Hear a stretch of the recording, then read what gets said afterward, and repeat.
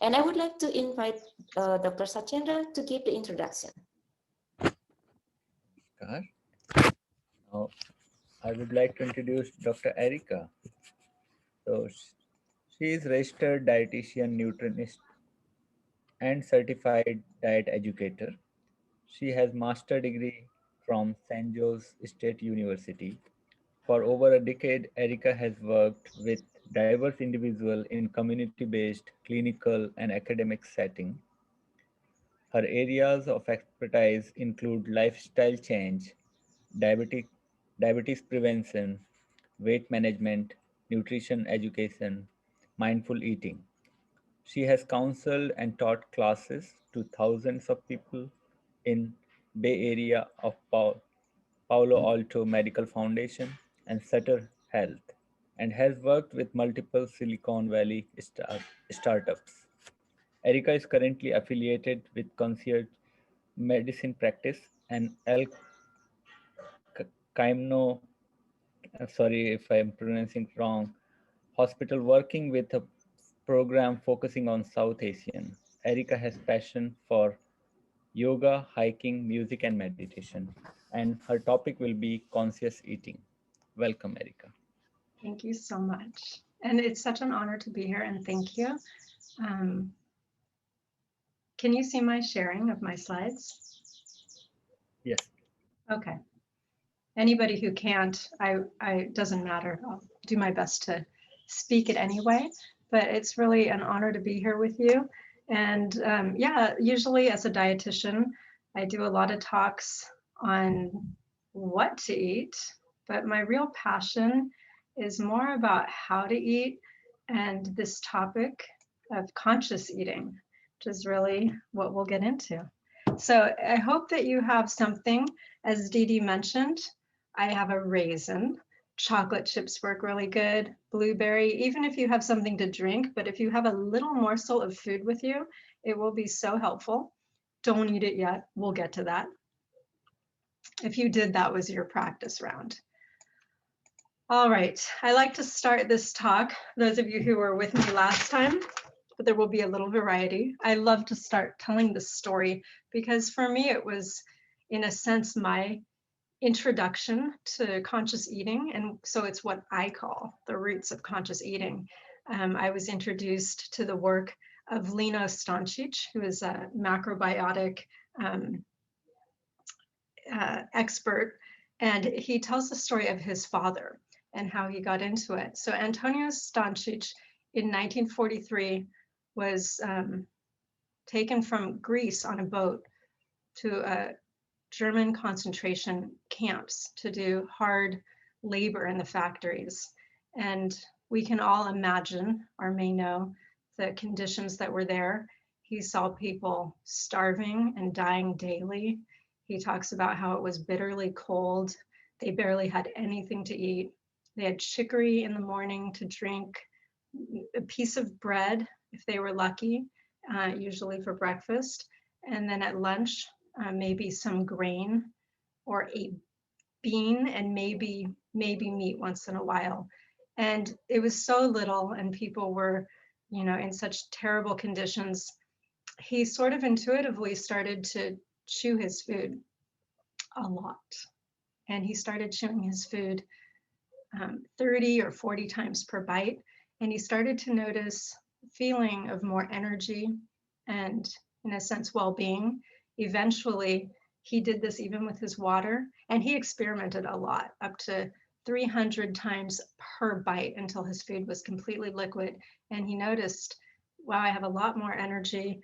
I feel warm when it's so cold outside. All these positive effects. He shared it with the people he was in camp with. Two of them listened, the others sort of scoffed at it and did their own thing. And of the 32 people that he came on the boat, on the ship or so, to the camp, there were only 3 survivors. And it was Antonio Stancic and the 2 people he had taught this practice. I think it's a very powerful story, as I hope you do too. And it reminds me of Gandhi. or whoever, some people attribute it to the other people, but I think it was Gandhi, who said, drink your food and chew your drink. Most people get drink your food from what we just talked about, but some people say, what does that mean to chew your drink? And you can, if you sort of swirl it around, or some people, if they've ever been, I don't know, wine tasting or something like that, it's sort of that chew your drink. When it's very cold, get it to room temperature. If it's very hot, get it to room temperature. So we're kind of combining these practices. So this isn't all there is to conscious eating. It's not just about chewing your food, but I think it's a beautiful story, touching, moving, and kind of wakes us up. And it's one of the many ways that we can start to wake up while we're eating. So why I love this topic, and I think I'm talking to the right crowd, is it's rather like meditation meets nourishment. It's these two practices really combined. So this is a practice of just being conscious, being awake, being present 100% while we eat. So we're eating when we eat, we walk when we walk, we meditate when we meditate. But often, as we know, we're in many other places at once. And so this is really a practice. And there are many different ways to it. That story was just one example. Chewing your food, as we'll see, is just one doorway into becoming more present. But it has a lot of benefits. So as Antonio Stancic experienced, some of the experiences people have are of better health when we're doing this. And as I was hearing with our previous speaker in this delightful talk, digestion, which I usually say starts in the mouth, but now I'm going to say starts way back before that. But we know that when we are starting the food, when we get to the step, we take it in our mouth. This is where the breakdown starts, as we were talking about with the amylase and the saliva. And so there can be some incredible benefits of better digestion. So we optimize digestion when we're more present with the eating. We can optimize health. And there's also been a lot of studies on binge eating, emotional eating. So many of us, you know, we say, oh, this sounds great, but we're just craving certain foods, right? We crave sweets, we crave salty, savory things, or chips or crunchy things. And those things kind of lead us in a direction. And so this practice, we can learn, and there's some research to back it up, to, you know, kind of like what meditation does. We start to have benefits of being more present. And so we're not just following every urge we have. We have choice. It's an open practice. We become more aware and we have choice of wanting that. And I always say, well, where do I learn this? Now that I've told you a little about it, everybody wants to know, where can I learn or when to practice? Sort of meant to be a joke, because you don't have to go to school for it. And I expect everybody to be an expert on it in the next 10 or 12 minutes when I finish this talk. Every single time we eat, we can practice. I think the beautiful thing, you know, what we hear most, or maybe Didi's and Dada's and any of you who practice with meditation, if you don't have a very regular meditation practice, people will say, oh, it's so hard to find the time. It's so hard to fit it in. That's one thing. Meditation, it's a practice. We take the time and we must find that value. With eating, the beauty is we must eat. And so when to practice, you can practice this every single moment you take a bite to eat or drink, and say yes, just as meditation. It's a very similar. So this practice is a very similar, I think, to meditation. There's some research, as I mentioned. This is on mindful eating. I'm using these words a little bit interchangeably here, but a lot of the research has been done with mindful eating, which are teaching programs, and I'm trained to teach these programs too. They're 12-week programs where we do one of the exercises we're doing, and it's, you know, a whole program based around, you know, being more mindful when we eat. And this is a study where they took adults, so you can see here, age 35 to 65 with type 2 diabetes and a BMI that put them in the overweight or obese classification. They had an A1C of greater than 7%, and they put them either in a diabetes self-management program, which is a very typical of what you would do, where you're learning to understand carbohydrates and their effect on blood sugars, etc. And they put the other group in a mindful eating program. And the amazing thing is they found they had equal value, that both groups lowered weight and blood sugars. And so that's kind of an interesting significance I like to share. Thich Nhat Hanh wrote a great book with Lillian Chung. She's a Harvard nutritionist, and you may know him. Vietnamese, what do we want to say? Philosopher, poet, everything. So he tells this Zen story about the person on the horse, you may know, that's urgently going to a destination, and somebody at the road calls out, "Where are you going?" And the person on the horse yells, "I don't know, ask the horse." And Thich Nhat Hanh says, this is how we are with our habits. We're like, he calls it the habit horse, that the horse is leading us, like the chocolate and the chips or the cravings, or, you know, we say, you know, it was there, it was in front of me, they brought in the pizza, whatever it is. And our habits lead us, and we don't feel we have much control. So, so this brings us to becoming more present. And if you're able to see the slide, it's a picture of two people sitting at the table, very typical these days. And it's not just the two of them at their meal, but they're both texting or looking at their phones, which is very typical. And he's saying, "How was your day?" I think they're texting each other, "Good, and yours?" So the point of this being, the habit horse is bringing us in many different directions. And yet, as a society, we're very distracted, and we've become less conscious. So maybe we're on Zoom meetings all day because of COVID. It's a very different world. And yet we find ourselves eating right in front of the computer, or maybe we were doing that before in work environments. And it's very hard to be in touch with our digestion when we're hungry, when we're full, when we are distracted. So part of the point is we're very distracted. We're not in the present moment as much. It's a beautiful picture I have here. Is your mind full, or are you mindful?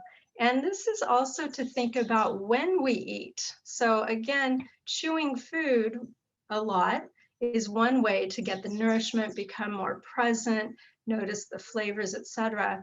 But we can also look at other aspects.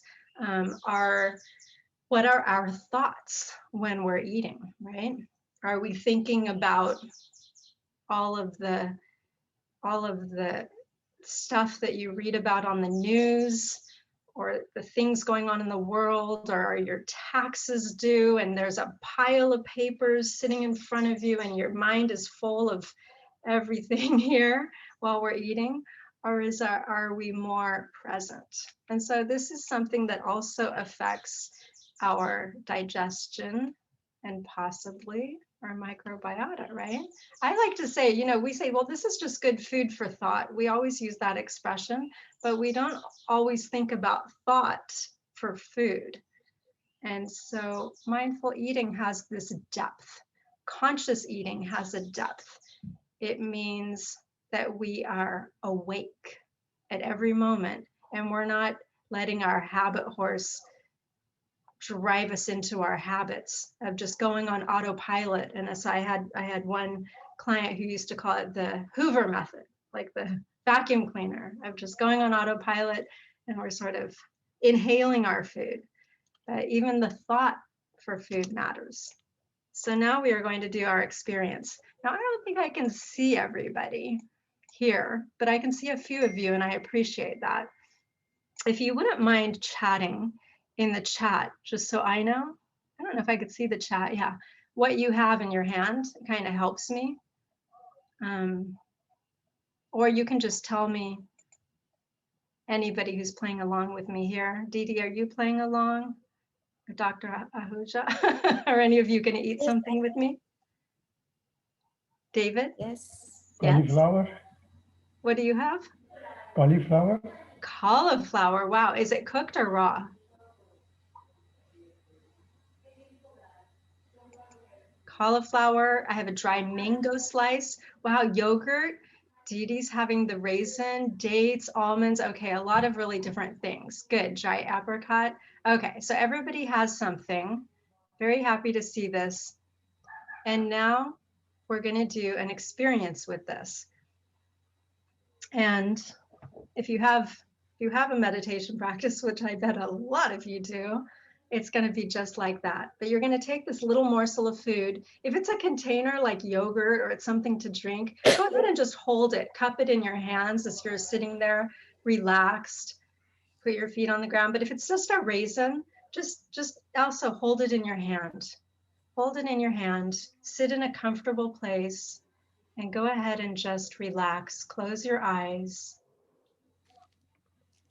Take a nice deep breath in and exhale out. Becoming completely relaxed in your body.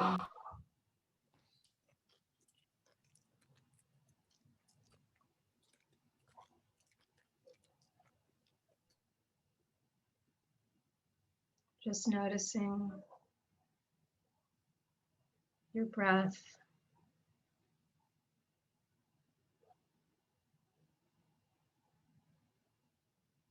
And anytime you have thoughts, you're going to bring it back to your breath. Or if you have a meditation practice, whatever you do to bring yourself completely present. Just for 1 minute, we're just going to sit with this little morsel or piece of food in your hands.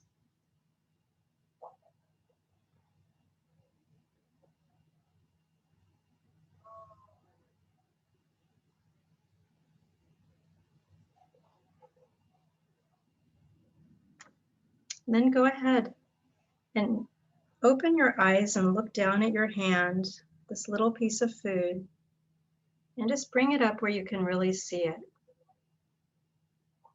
And I want you to look at it like you've never seen it before, because you haven't. If it's a raisin, dried apricot, a nut, look at every little ridge, look at the shape, notice the color, just really explore it. And also think about the journey that this food took to be in your hand right now. Then you're going to go ahead and bring it up to your nose and smell it. Take a nice inhale and notice if it has a smell, if you can smell it. Notice if your mouth is watering, if you're hungry for it. And then bring it to your lips. Put it in your mouth, and without chewing, just let it swirl around in your mouth. Start to notice how it breaks down. And go ahead and start chewing. And in this process, remember Antonio Stančić getting all this nourishment out of the food. Notice the flavors, the texture.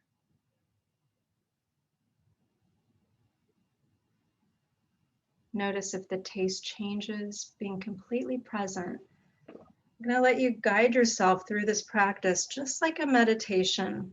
If you notice your mind starts to wander, bring it back to the process of being completely present with the experience of chewing, tasting. And you're going to chew until it's liquefied, however long that takes. Still noticing, bringing yourself back. And then noticing that swallowing mechanism when it does happen. Just like breathing, you don't have to do anything, that it just happens naturally.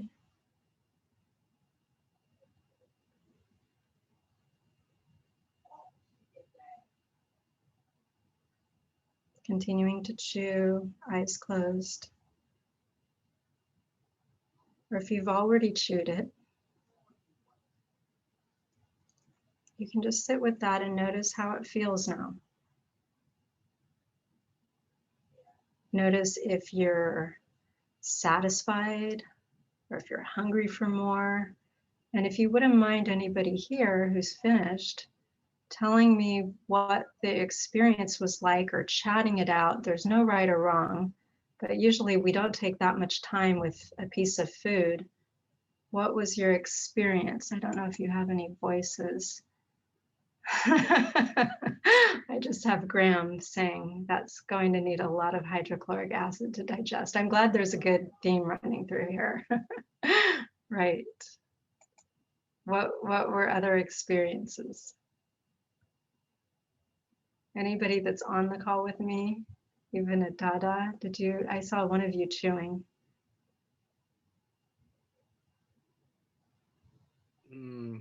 You're talking to me?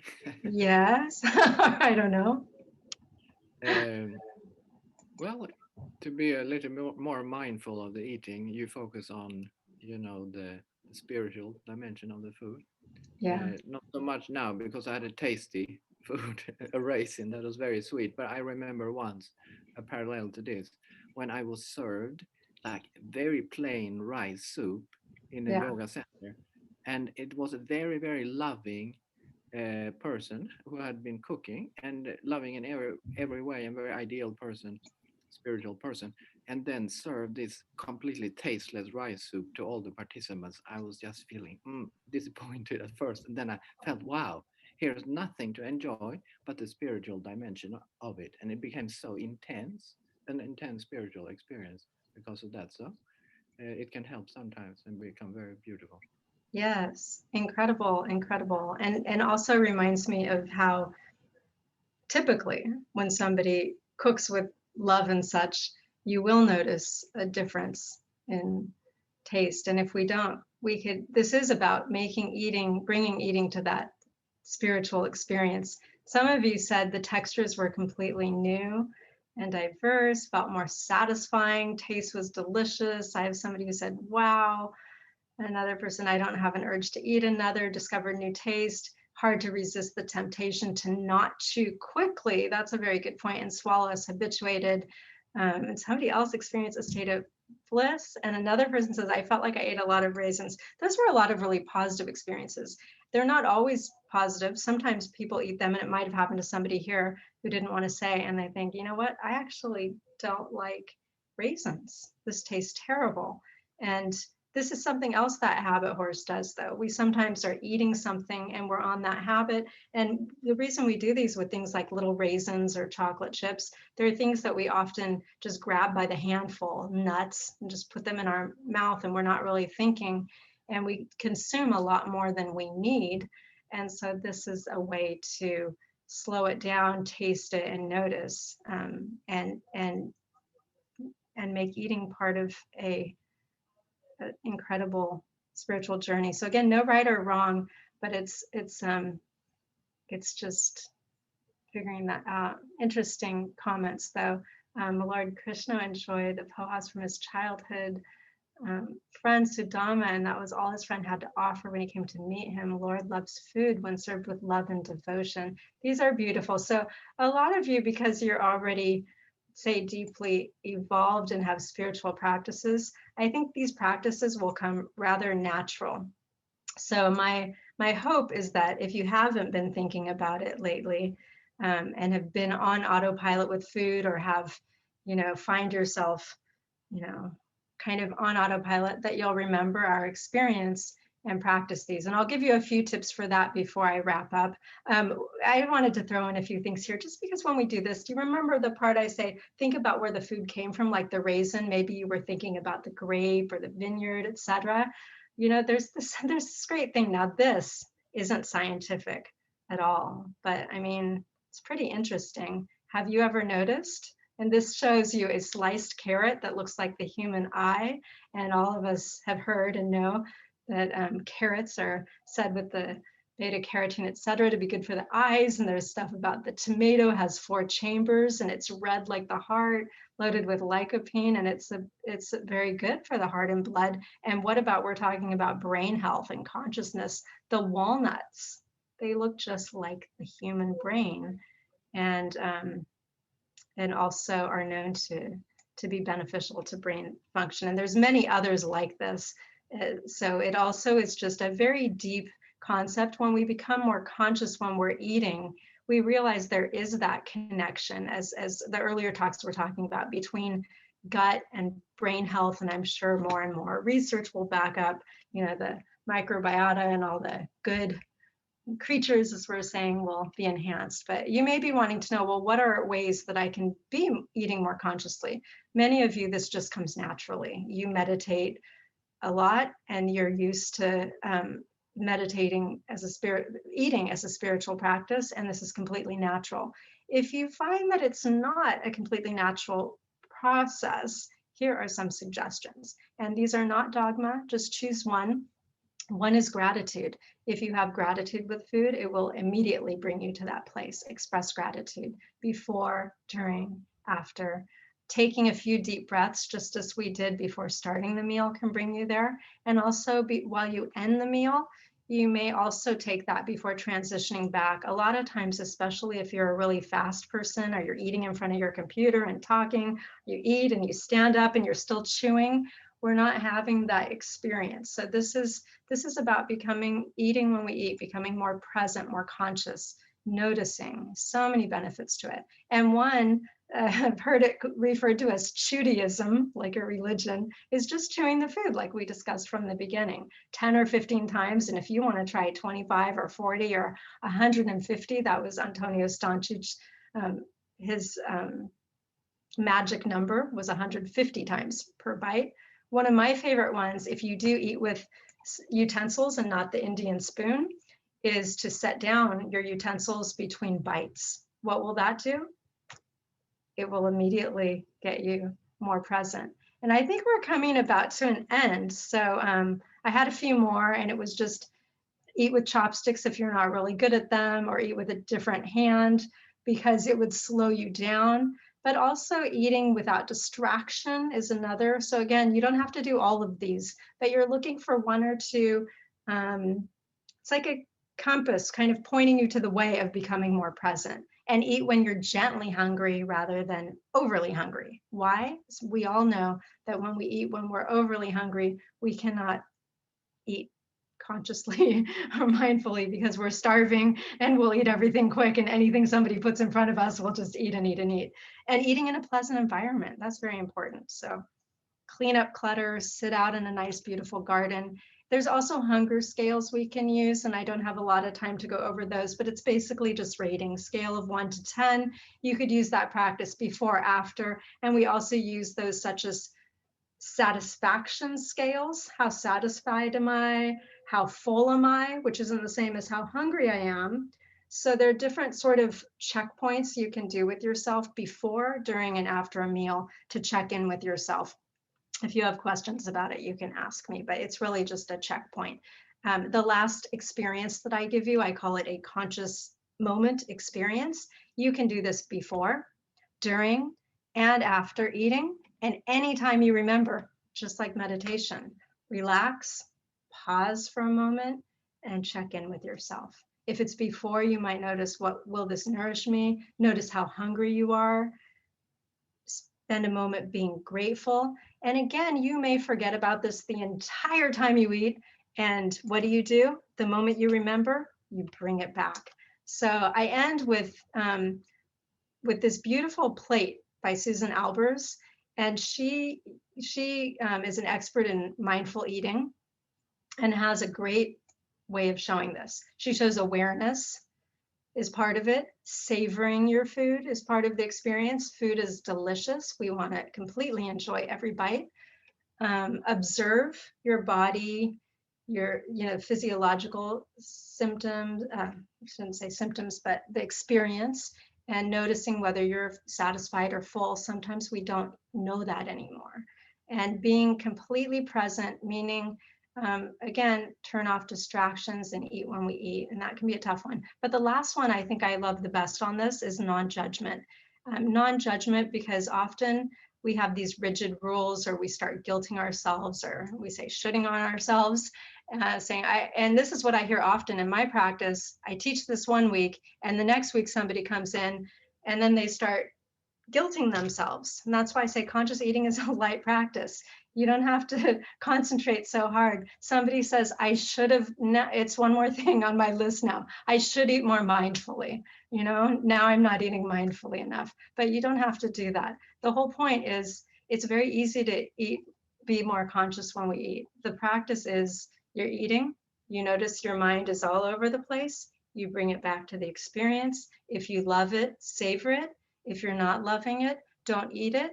Or as Dada COVID said, bring it to a spiritual level, like the rice, and discover what's good in it, if that's what's available. And that's my talk for you. I know I brought us quite to the end, but thank you very much for having me. And I hope that was helpful. Thank you very much, Erika, for your presentation to make us all to be more conscious in eating our food. Thank you, You so can much practice for a this lot. beautiful message. Yeah. And now we will, yeah, exactly.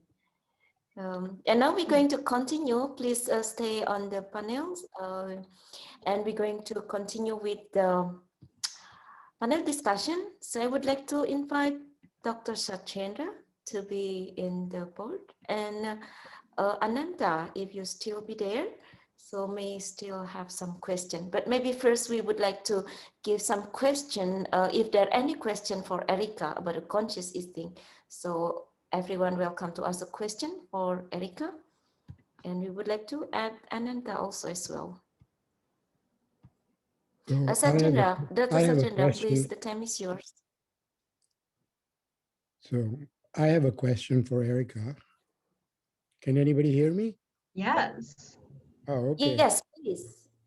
Hi, Erika. This is Hi. Simon. Oh, hi, Simon. I can see you. Okay. So the question I have is in terms of making the food spiritual.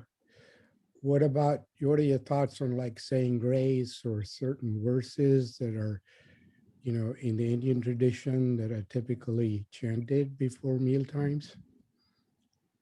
It's beautiful. It's a beautiful practice, and I think it's about, I don't know to say, like embodying and really being present. Sometimes we're just doing things like robots, and it becomes a habit also. And so we're just habitual with it.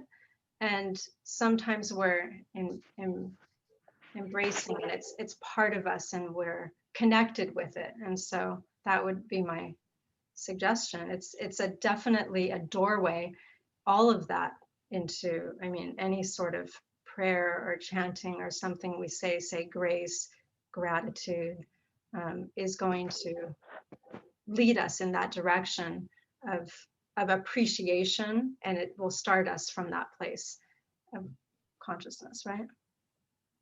I believe. So I will say yes. That's my answer, is yes.